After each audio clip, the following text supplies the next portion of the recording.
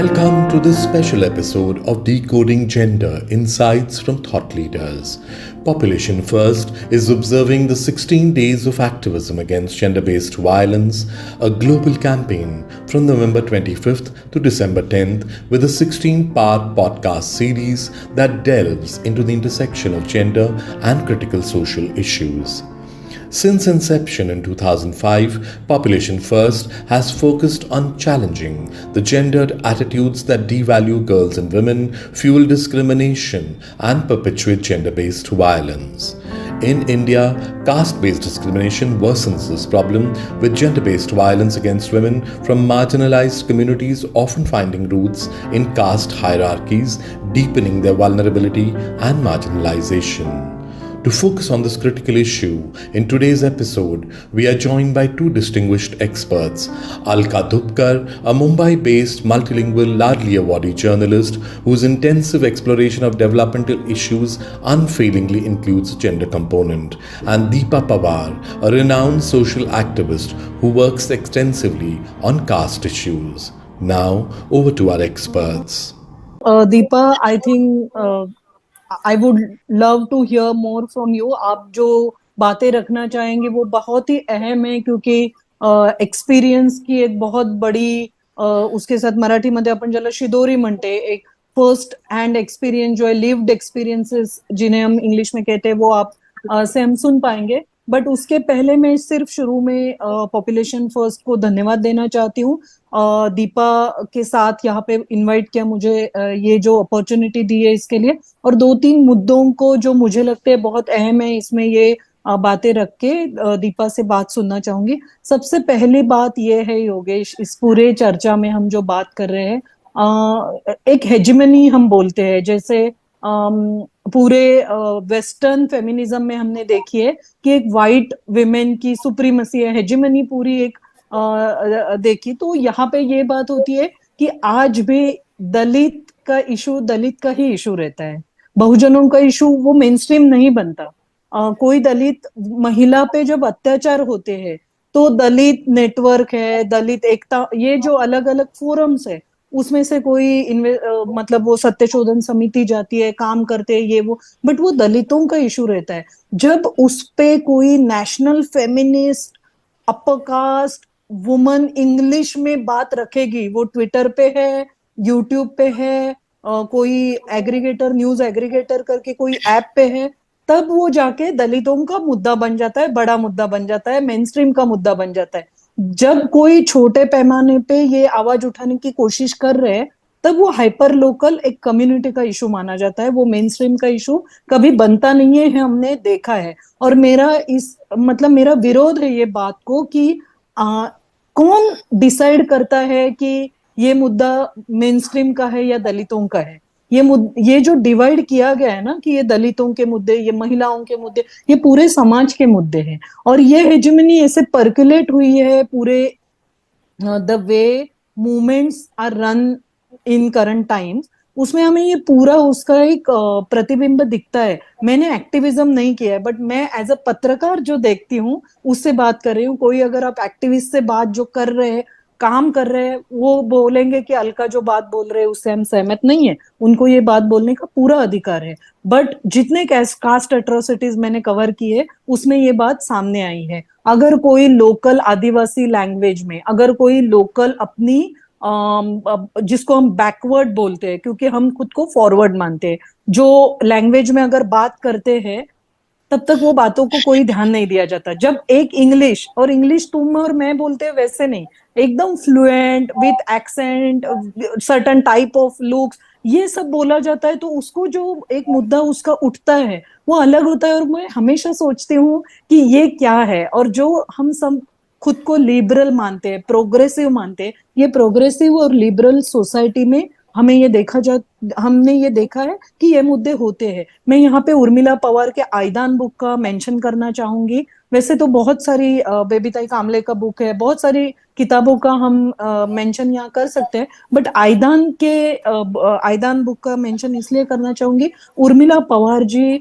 हमेशा हमेशा इस बारे में बोलते रहे हैं कि फेमिनिज्म मूवमेंट में भी ये जो एक हायरार्की रह चुकी है कि दलित विमेन का वॉइस के लिए जो स्ट्रगल करना पड़ा है, उसके बारे में उन्होंने बहुत सारे मुद्दे उठाए और मुझे लगता है आज ये मुद्दे पे हम चर्चा कर रहे हैं बहुत इंपॉर्टेंट है। दूसरा एक छोटा सा मुद्दा, ये तो हमने फेमिनिज्म या मूवमेंट में दलितों की आवाज कहाँ पे है इसके बारे में बात की। मेरा एक छोटा सा मुद्दा जो है, ओवरऑल जब हम अट्रोसिटीज की बात करते हैं, women atrocity, child sexual abuse की बात करते हैं, या कई सारे जैसे नेशनल क्राइम ब्यूरो का रिकॉर्ड आता है, उसमें भी हम एक छोटे तबके के मायने में ही दलितों को या बैकवर्ड क्लासेस को या बहुजनों को देखते हैं। तो ये बहुत ही मतलब शोचनीय ऐसी परिस्थिति है। हालांकि ये नेटवर्क्स को अभी सोशल मीडिया के जो आवाज है, डेमोक्रेटाइजेशन हुआ है, मतलब उसके बहुत सारे प्रॉब्लम्स है, बट जो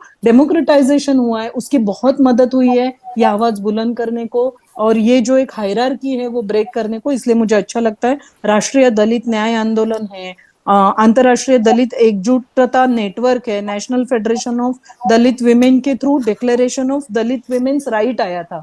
मैं आज ये सब मैंने 90s से जो मेरे नोट्स के थ्रू में जा रही थी, दीपा शायद इसके बारे में बात कर रही थी, ये सब फॉर्म हुए थे, ये डिक्लेरेशन हमने पढ़े थे, पढ़ाई में पढ़े थे, पत्रकारिता के क्लासेस में हमें बोला गया था। ये आज कहाँ फॉलो होता है, ये मेरा क्वेश्चन है। और ये जो भी पॉडकास्ट ये देखेंगे, एक्टिविज्म के लोग, जर्नलिज्म के लोग, कॉमन सोसाइटी के लोग, मेरा ये कहना है कि हम एक दूसरे के साथ ये बेसिक डिवाइड ना रखे हुए काम कर रहे हैं नहीं कर रहे, ये हम खुद को भी सवाल पूछ सकते हैं। मेरे बाकी के मुद्दे मैं बाद में बोलूंगी। Deepa, over to you. जो भी हमें सुन रहे हैं, जिन्होंने ऑर्गेनाइज किया है पॉपुलेशन फर्स्ट ने, अलका साथ में है, सबको जय भीम और जोहार, जिंदाबाद। आपकी चर्चा सुनते हुए सही मायने में तो ये काफी पेनफुल है, जो हमें भी हमेशा लगता है, लेकिन मुझे ये बहुत सटीक एक पॉलिटिक्स लगता है। सिर्फ इलेक्टेटिव पॉलिटिक्स नहीं, तो हमारे जीने के राजनीति के अंदर सही मायने में देखा जाए तो नोमैडिक ट्राइब, दलित, मुस्लिम माइनॉरिटीज, ये सारे मेजोरिटी लोग हैं। लेकिन आप इनको अगर मेजोरिटी कहेंगे संख्या से, तो आपकी राजनीति बदलती है। तो आपको इनके सवालों को माइनॉरिटी के स्तर पर सीमित करना पड़ता है, कि आपके मुद्दे जो है ना वो बहुत छोटे हैं, और वो छोटे कतार में जो है वो उठाए जाएंगे, उनका बल उतना नहीं है, उसकी ताकत उतनी नहीं है, और उठाते हुए ही वो खत्म हो जाएंगे। तो काफी एक सटीक ब्राह्मणिकल पेट्रियार्की का उसके अंदर मर्ज होती हुई एक मैस्कुलिन रिग्रेसिव सोच का, जिसे हम कहे, और क्लास इम्पैक्ट का धीरे धीरे, जिसे हम कहे, बहुत ही चालाकी के साथ चलने वाला ये पॉलिटिक्स मुझे नजर आता है। क्योंकि जब आपके मुद्दों की ताकत उतनी बड़ी होगी, देखा जाए तो संगठन से हम बड़े हैं, नंबर से हम बड़े हैं, राइट, हिस्टोरिकल मूवमेंट से, कंट्रीब्यूशन से, ग्राउंड नरेटिव से, नॉलेज से हम बड़े हैं। तो आज के भी इसमें अगर हम कैपिटलिज्म की बात करें या ऊपरी तह की बात करें, तो नॉलेज सारा ग्राउंड का ही लेते हैं, बस उसको बेचा जाता है मार्केट के अंदर। तो अगर यहाँ के जमीनी मुद्दों को, अगर दलितों की बात कर रहे हैं, मैं नोमैडिक ट्राइब से आती हूँ तो मैं ज्यादा फोकस्ड वहां पे भी करूंगी, तो हम भारत के अंदर 10% आबादी है। जब ये मैं कई मंचों पे बोलती हूँ कि वी आर 10% इन इंडिया, तो हम महाराष्ट्र में 10% है, मैं जहाँ पे ठाणे डिस्ट्रिक्ट में हूँ वहां पे हम 10% है। लेकिन कितने लोगों को पता है कि हम नंबर में इतने हैं, हम ज्ञान में इतने हैं, हम इनिशिएटिव में, कंट्रीब्यूशन में इतने हैं। तो अलका, तुम जो बोल रही थी, मुझे लगता है कि ये बहुत ही सोच समझ के की गई हुई साजिश है, कि आपके मुद्दों का बल हम बढ़ाने ही नहीं देंगे, और जो मुद्दों में बिल्कुल भी बेस नहीं है, वो मुद्दे इतने बड़ा चढ़ा के जो है वो नरेटिव में, स्टोरी में, मेन स्ट्रीमिंग में सामने लाए जाएंगे, कि बाकी के मुद्दे जो है वो बहुत ही छोटे नजर आने लगेंगे। और वहां पे फिर हम जैसे लिव्ड एक्सपीरियंस से, जो सोशल लोकेशन से आते हैं, मैं एंड वहां पे करूंगी कि हमारी आधी ताकत उसी में जाती है कि हमारी मुद्दों की गहराई क्या है वो समझाने के लिए। और इससे मैं टोटली एग्री करती हूँ। मैं कई बार कहती हूँ कि जब तक इंटरनेशनल लेवल पे गोरे लोग भारत के मुद्दों को अप्रूवल नहीं करेंगे, तब तक यहाँ के ब्राउन और काले लोगों को समझ में ही नहीं आता है कि ये मुद्दे हैं। तो आप देखोगे कि यहाँ का बहुत बड़ा एक फोर्स जो है वो इंटरनेशनल रिप्रेजेंटेशन करने की कोशिश करता है, क्योंकि यहाँ पे जितना भी हम चिल्लाएंगे, यहाँ पे हमारे मुद्दे समझ में नहीं आ रहे। इंटरनेशनल लेवल की अपनी एक राजनीति है कि वो हमें किस नजरिए के साथ जो है वो देख रहे हैं। तो इसको मैं कहूंगी कि आपका इतिहास छुपाया जाना, इतिहास से जुड़ा हुआ आपका वर्तमान के सच्चाई के ऊपर मिट्टी डाला जाना, ये बस मुद्दे छुपाने की बात नहीं है। मुद्दे आपके अस्मिता से जुड़े हुए हैं, आपके मूलभूत फंडामेंटल चीजों से जुड़े हुए हैं, आपके जीने के अस्तित्व के साथ जुड़े हुए हैं। अगर इसकी गरिमा कम करनी है, इसकी प्रतिष्ठा ही कम करनी है, तो वो सच्चाई के ऊपर मट्टी डालने का काम जो है वो हमेशा किया जाएगा। बस प्रॉब्लम के ऊपर जो है ताकत कम नहीं की जाएगी, तो कंट्रीब्यूशन की ताकत भी कम की जाएगी। ठीक है, जैसे हमारे पास सवाल नहीं है, नोमैडिक ट्राइब का अगर आप देखें तो इंडियन फ्रीडम फाइटिंग के मूवमेंट में हमारा बहुत बड़ा कंट्रीब्यूशन है, राइट। तो एक तरफ आपके सवाल भी नहीं उठाए जाएंगे और एक तरफ आपने क्या निर्माण किया है उसको भी बहुत ही अंतिम नजर से जो है वो देखा जाएगा, उसको प्रायोरिटी से कभी भी जगह जो है वो हासिल नहीं होगी। Very true. Also I would like to add, politics में भी हम जब देखते हैं तो वोटर जो प्रॉब्लम हम विमेन के बारे में देखते हैं, जैसे विमेन का मैं ये कहीं लास्ट यहाँ पे जब बोल रही थी कि हम सभी रेप को सीरियस क्राइम करके रिपोर्ट नहीं कर रहा है मीडिया आज। मीडिया भी एक ऐसी केस के खोज में है जो आइडियल रेप केस है, like Kolkata, like Badlapur. Do you think in India in last few months these only two rape cases happened? No, right? There were many other cases, but the kind of outrage, the kind of coverage and everything we focused on Kolkata and Badlapur case। तो हम एक ऐसी खोज में रहते हैं, दलितों पे भी बहुत ही क्रूरता के साथ कुछ अत्याचार होगा तो हमारे लिए ये होगा कि दलितों पे अत्याचार हो रहा है। फिर हम विमेन या जेंडर इश्यूज जो है with in Dalit, tribal and Bahujan community में, उसको हम उनके इश्यूज करके रिपोर्ट करते हैं, ना कि ये क्राइम है, ये इम्पोर्टेंट क्राइम है, ऐसे रिपोर्ट नहीं होता है। या महिला के खिलाफ हुई गई क्राइम इंसिडेंट है, ऐसे रिपोर्ट नहीं होता है वो। तो ये सब छोटी छोटी बातें हैं, बट मुझे ऐसे लगता है ये बहुत बड़ी बातें हैं, क्योंकि कम्युनिकेशन का जो पूरा बिजनेस में मैं काम करती हूँ, ये हमारा काम है, माध्यम में काम करती हूँ, बिजनेस मतलब।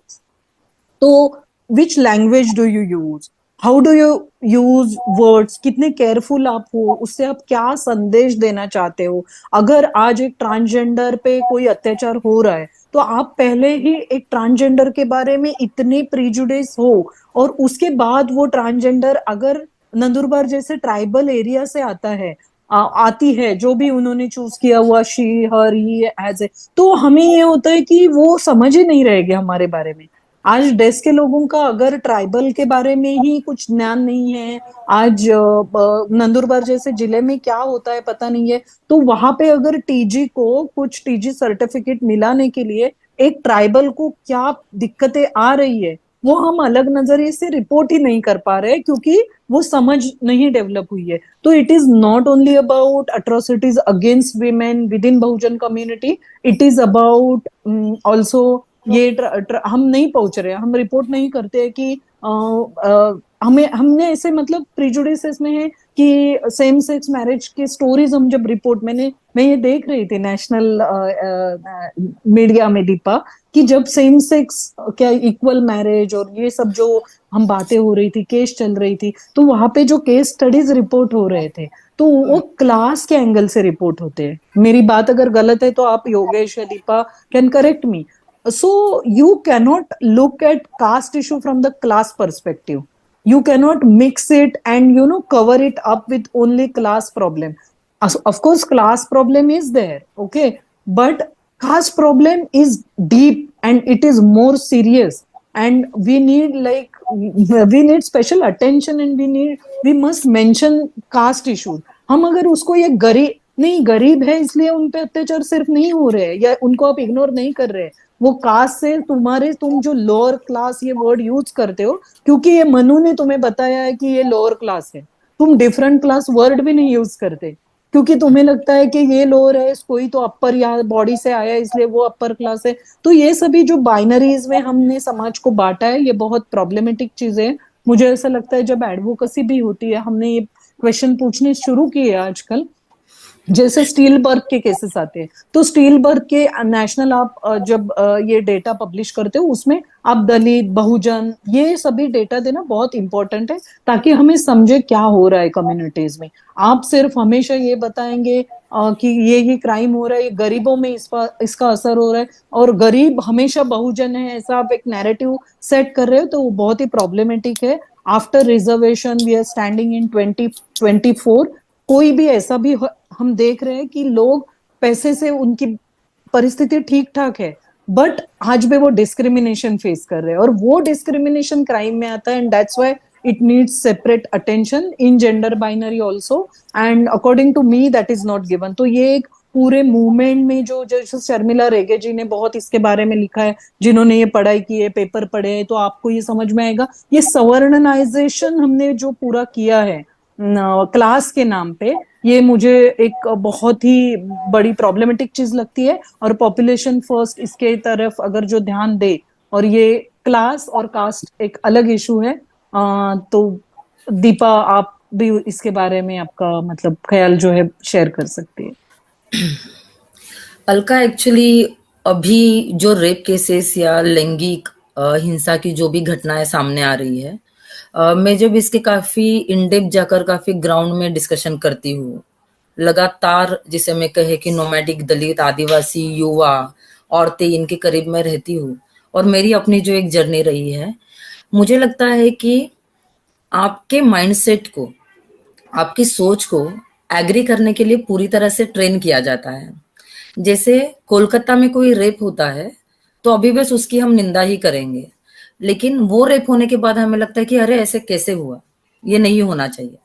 लेकिन उसी वक्त किसी विट भट्टी पे काम करने वाली किसी माइग्रेटरी ट्राइब की औरत के साथ कुछ होता है, तो हमारा इस तरह से हमारा मेमोरी ऑफ पॉलिटिक्स बनाया गया है, एजुकेशन सिस्टम ने, पॉलिटिक्स ने, घर ने, आजू बाजू के सारे सिस्टम में, कि उसकी गंभीरता हमें कम लगे। हमें लगे ये हैबिचुअल है, ये कॉमन है, अच्छा बस गाली दी, अच्छा अच्छा, तो मतलब इतना क्या है।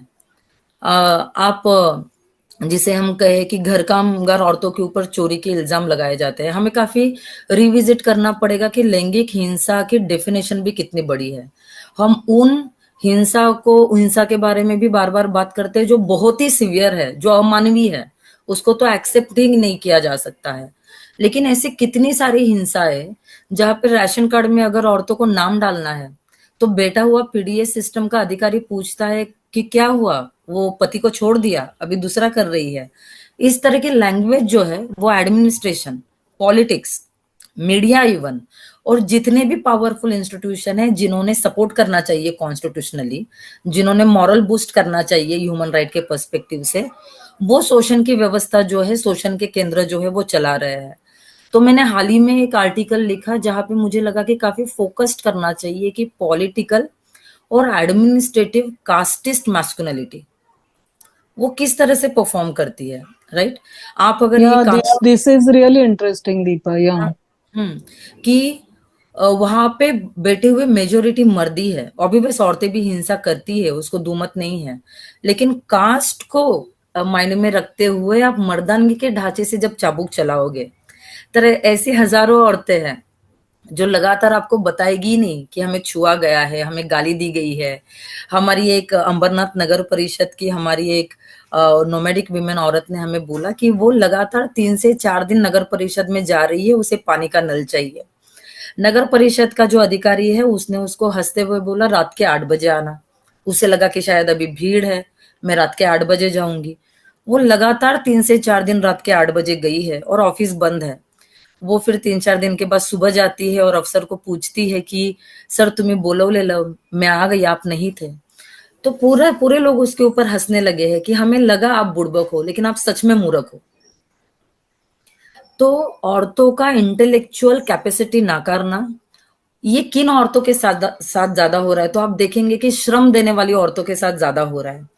इवन इन कोरोना हम काफी बात कर रहे थे कि औरतों को बहुत अभी एडजस्टमेंट करने पड़ेंगे इन एम्प्लॉयमेंट, अपनी रोजी रोटी बचाने के लिए उनको सबसे पहले फेस करना पड़ेगा सेक्सुअल असॉल्ट और हरासमेंट।